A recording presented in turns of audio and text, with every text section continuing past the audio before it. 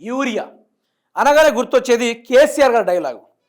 కేసీఆర్ గారు ఒక మాట అంటారు, 2014 ముందు తెలంగాణ రాష్ట్రంలో యూరియా వాడే అంత పర్సెంటేజ్ అని కేసీఆర్ గారు ఒకసారి చెప్పారు. తెలంగాణ వచ్చిన తర్వాత 5 ఏళ్ల తర్వాత తెలంగాణ రాష్ట్ర రైతాంగం వారు వాడే యూరియా సంఖ్య వచ్చేసి 28 లక్షల మెట్రిక్ టన్నులని.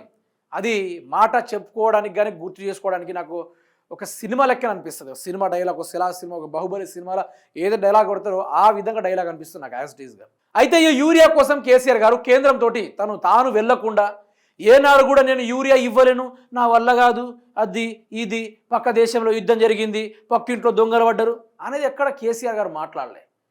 కేసీఆర్ గారు చేసి చూపించారు, ప్రచారం చేసుకోలే, చేసిండు, కొట్టిండు, ఇచ్చిండు. మరి శాతగానంలో ఏం చేస్తారు అది కూడా మాట్లాడుకుందాం. అయితే కేసీఆర్ గారికి అంతగానం యూరియాలు ఇచ్చి రైతుల్ని ఒక్క నీటిని కేసీఆర్ గారు ముందు సాగించి దాని వెనకాల నాగళ్ళు సాగించి ఆ వెనకాల్లో సాగిన నాగల్లో పచ్చని పైరుని పండించి తెలంగాణ రాష్ట్రమే ఎకనామికల్గా అదేవిధంగా పరికప్టా ఇన్కంలోను జీడిపి రేట్లోనూ బ్రహ్మాండంగా వృద్ధి చెందింది. పక్క రాష్ట్రాలకు అప్పు ఇచ్చే విధంగా తెలంగాణ టోటల్ బడ్జెట్ 2 లక్షల పైగా ఉంటే మొత్తం 4 లక్షల వరకు తీసుకొచ్చే వ్యవహారాన్ని తీసుకొచ్చాను. కానీ రేవంత్ రెడ్డి మళ్ళీ అనాధికారంలో ఉండేటట్టుగానే దాన్ని రూపొందించేసిండు. అయితే తుమ్మల నాగేశ్వరరావు గారు యూరియా గురించి మాట్లాడతలేడు, బోనస్ గురించి మాట్లాడతలేడు, రైతు గురించి మాట్లాడతలేడు. మరి తాగి తుమ్మల్లో పడ్డా అనుకుని డౌట్ వచ్చేది నాకు నిన్న మొన్న దాకా. అయితే ఇప్పుడు ఏమంటానంటే కేసీఆర్ గారు మాట్లాడిన 1:20 నిమిషాల్లో ఒక మాట అన్నాడు, షాపుల్లో స్టాక్ లేనప్పుడు యాపుల్లో ఎక్కడి నుంచి వచ్చింది స్టాకు అనుకుని కేసీఆర్ గారు మాట్లాడారు.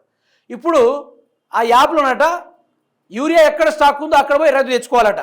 సరే, వరంగల్లో రైతు ఉన్నాడు, మరి ఆదిలాబాద్ గోదాంలో స్టాక్ ఉందంటే ఆడికి పోయి తెచ్చుకోవాలా అనే ముచ్చట కేసీఆర్ గారు కూడా చెప్పిర్రు. ఆ డౌట్ మనకు కూడా వచ్చింది. అయితే ఈ యాప్ని అందరూ ఓపెన్ చేసిర్రట ఈ మధ్య ఇటీవల కాలంలోనే. ఓపెన్ చేసి రిజిస్ట్రేషన్ చేసుకుందామని చేస్తే అది ఐఏఎస్ యూపీఎస్సీ ఎగ్జామ్స్ ఉంటాయి కదా, వాటికి అప్లికేషన్కి ఎంత టైం పడుతుంది, దానికి మించి టైం పడుతుందట. అబ్బాబ్బాబ్బా, ఏంది విచిత్రం, ఏంది కథ, ఒక్కసారి చూసుకునే ప్రయత్నం చేద్దాం. తుమ్మల నాగేశ్వరరావు తుమ్మి మాట్లాడిన ముచ్చట్లు ఒకసారి చూద్దాం. ఇక రైతులను క్యూ లైన్లో నిలబడనీయం అంటే చెప్పుల లైన్లు పోయినాయి, ఇప్పుడు ఆన్లైన్లో నిలబడే కార్యక్రమాలు చేస్తారేమో చూద్దాం. సమయం ఆదా చేయడానికే యాప్, యూరియా పక్కదారి పట్టనీయం, పారదర్శకంగా యూరియా సరఫరా చేస్తాం, రైతులకు కావాల్సినంత అందుబాటులో ఉంది మంత్రి తుమ్మల నాగేశ్వరరావు. మరి అందుబాటులో ఉన్నప్పుడు ఇచ్చి సావచ్చుగా యాపులు ఎందుకు, ఈ లత్కోరు ముచ్చట్లు ఎందుకు, ఈ పనికిరాని బేజారు మాటలు ఎందుకు, బేకారు మాటలు ఎందుకు? ఇప్పుడు కేసీఆర్ గారు రబ్బా నా లెక్కన అంటే మగోడని చెప్తా ఒక్కడే ముచ్చట్ల 25 ఏళ్ళ పాటు ఉద్యమాలు చేసిండు, తెలంగాణ రాష్ట్రాన్ని పరిపాలించిండు, ఒక మొగోడు లెక్క కేంద్ర ప్రభుత్వాన్ని గజగజ వణికిచ్చేసిండు. ఇంక్లూడింగ్ మొన్నటిదాకా నరేంద్ర మోడీ ఫోన్ చేసి కేసీఆర్ బాగున్నారా అనుకుని ఫోన్ చేసినట్లు కూడా అదొక భాగం. చదువుకున్నోనికి చదువు సంధ్యలకు చాలా తేడా ఉంది. రాష్ట్ర ప్రజలు ఏంటంటే ఊకుక్కనే రాలే బిడ్డ కూసున్న సీట్ అనే పాటకి మరిగి ఆ యొక్క హైప్కు ఎగిరి పోయి గుద్దుతే రేవంత్ రెడ్డి. ఆ రోజు మీరు ఓటేయకుండా ఉండుంటే ఈరోజు ఓటుకు నోటు కేసులో తీహార్ జైల్లో మరోసారి చిప్పకూడు తినేటోడు. అట్లాంటి తీసుకొచ్చి ముఖ్యమంత్రిని చేసిర్రు. చేస్తే ఏం చేస్తా ఉన్నాడు, ఈడేమంటాడు, పారదర్శకంగా పక్కదారికి మళ్ళకుండా చూసుకుంటామంటాడు. మరి మొన్న వానాకాలం టైపులా యూరియా ఎటుపోయింది? ఆంధ్రాకు 500 కోట్ల అమ్మిన గాడిది కోడికేవాడు, 500 కోట్లకు ఆంధ్రాకు అమ్మినోడు యూరియా. ఆ గాడిది కోడికేవాడు, ఆ సన్నాసోడేవాడు, ఆ సవటమావాడు, ఆ పనికి మళ్ళీ ఎదవయ్యేవాడు. వాడు అసలు రాజకీయంగా పనికిరాడు. గాజులు వేసుకోవాలి వాడు, చెప్పాలంటే గాజులు పట్టీలు వేసుకొని తిరగాలి గాడిది వాడు. ఆ గాడిది ఎవడు అదొకటి చెప్పాలి. రెండోది, కర్ణాటకకి 250 కోట్లకు యూరియా బస్తా అమ్మింది ఎవడు? ఆ చెత్తగాడు ఎవడు? ఆ పనికిరాని గాడిది ఎవడు? అట్లానే లుచ్చా రాజకీయాలు చేసే సన్నాసి ఎవడు? ఈరోజేమో యూరియా ఉంది, మొన్న యూరియా లేదు, ఈరోజు యూరియా ఉందా? సిగ్గుండకర్లా. పాకిస్తాన్ యుద్ధం ఇంకా ముగియలేదా? ఇంకా సింధూర్ అన్నారు, సింధూర్ వల్ల యూరియా బస్తాడు. పాకిస్తాన్ వాడు ఇస్తాడా నీకు యూరియా? రష్యా వానికి యుద్ధం అవుతుంది అనుకో, వాడు ఎక్స్పోర్ట్ ఇంపోర్టింగ్ ఎందుకు ఆపుకుంటాడు? ఎందుకు ఆపుకుంటాడు? అంత తెలివితక్క దద్దమేం కాదు కదా మన భారతదేశం, అంత తెలివితక్క దద్దమేం కాదు రష్యా. చైనా వాడు ఎందుకు ఆపేస్తాడు? మనకు రావాల్సిన యూరియా ఇంపోర్ట్ అయితేనే ఉంది ఇండియాలో.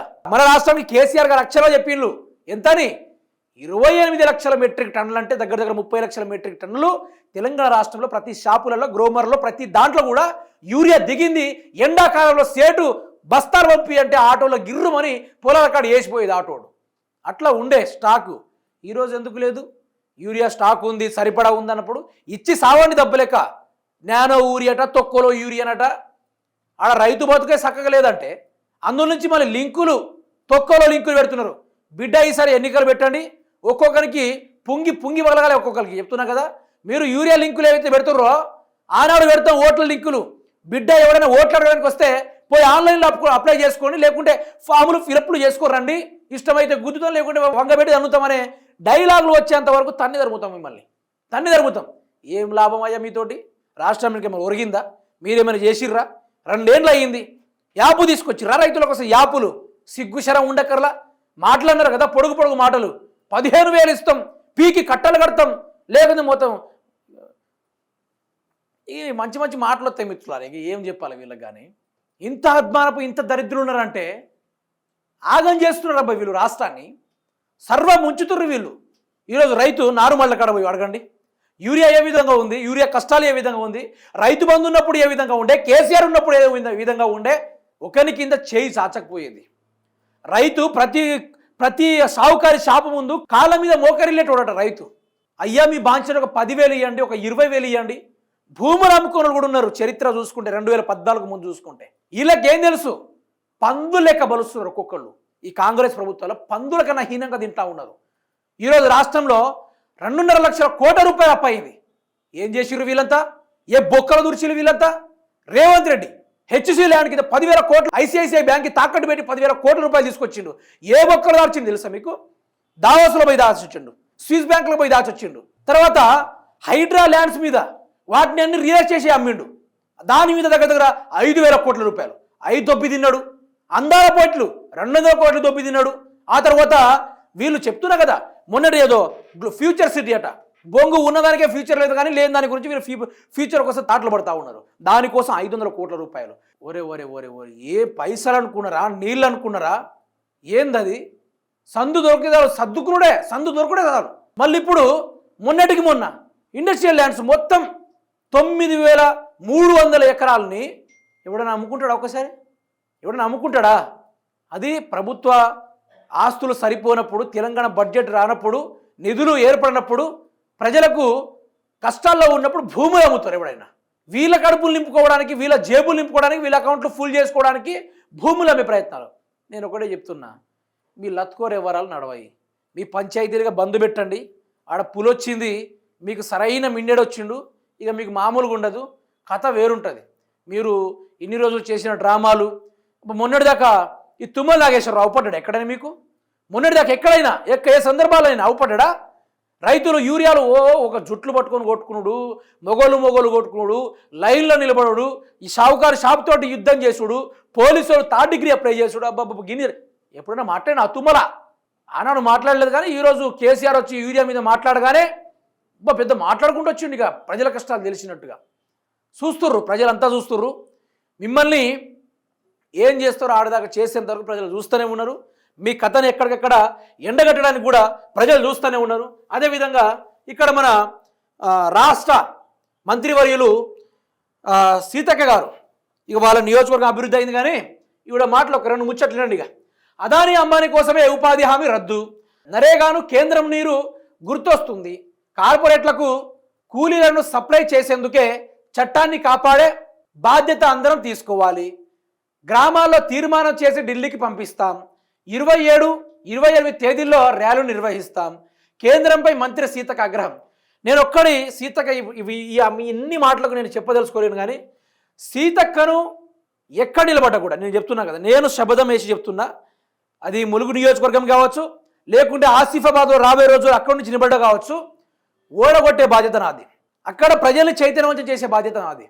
ఈవిడ గారు 3 సార్లు 5 సార్లు ఎమ్మెల్యే గెలిచినా కూడా తన నియోజకవర్గంలో తట్టెడు మట్టి కూడా పోయలేదు, ఇసుక రవ్వంత కూడా చేయలేదని ఊరు వాడ డప్పు చాటింపు వేసి మరీ బ్రహ్మాండంగా చెప్తా, సీతక్కను ఇంట్లో కూర్చోబెడతా, సీతక్క అనే పేరు వినపడకుండా రాజకీయంగా ఆవిడకు ప్రజల్ని దూరం చేసుడే మన లక్ష్యం. ఆవిడ మీద పర్సనల్గా కుట్రనో ఏం లేదు మనకు. గిరిజన ప్రజల్ని ముంచింది, ఆగం చేసింది. రోడ్లు లేవు, ఇండ్లు లేవు, బళ్ళు లేవు, గుళ్ళు లేవు, ఏం లేవు. వాళ్ళ బ్రతుకులు చూస్తే మీకు కన్నీళ్ళు ఆగవు. వాళ్ళ గాథలు వింటే మీరు అసలు అక్కడ నిలబడలేరు. ఎంతో పాపానికి ఒడగొట్టుకున్నది మంత్రి సీతక్క. చాలా ఇన్స్టాలో చాలా యాక్టివ్గా ఉండే పేజ్ ఏదైనా ఉందా అంటే ఈ ప్రపంచ దేశాల్లో యాక్టివ్గా ఉన్న పేజ్ మాత్రం సీతక్కదే. వారానికి ఒక రీల్ పడుతుంది, ఆ రీల్కి మినిమం రీచ్ వస్తుంది, మిలియన్స్ ఆఫ్ రీచ్. రాబోయే కొన్ని రోజుల్లో ఇక్కడ ఇన్స్టాగ్రామ్ ఫోరం సదస్సు ఇవ్వబోతున్నారు. అందులో ఎవరైతే బాగా రీల్స్ చేస్తారో వాళ్ళకు మధ్య మధ్యలో ఉత్తమ అవార్డ్స్ ఇస్తూ ఉంటారు. ఆ ఉత్తమ అవార్డులో మంత్రి సీతక్క గారికి తెలంగాణ తరఫున ప్రధానమైన ఒకటో అవార్డు అది రమేష్ గారి చేతుల మీద అందించే కార్యక్రమాలు చేసుకున్న. అవసరమైతే మొన్న ముర్మురు గారు వచ్చిర్రు కదా, ఆవిడ గారు కూడా ఆవిడ చేతుల మీద కూడా ఇచ్చే ప్రయత్నాలు చేద్దాం. ఎందుకంటే ప్రజల్ని గాలికి వదిలి నియోజకవర్గాన్ని వదిలి వేరే నియోజకవర్గాలు పెత్తనం చేసే మేడం కాబట్టి అట్లా మాట్లాడుకుని ఇచ్చే ప్రయత్నాలు చేద్దాం ఆవిడ గారికి. ఏమంటారు?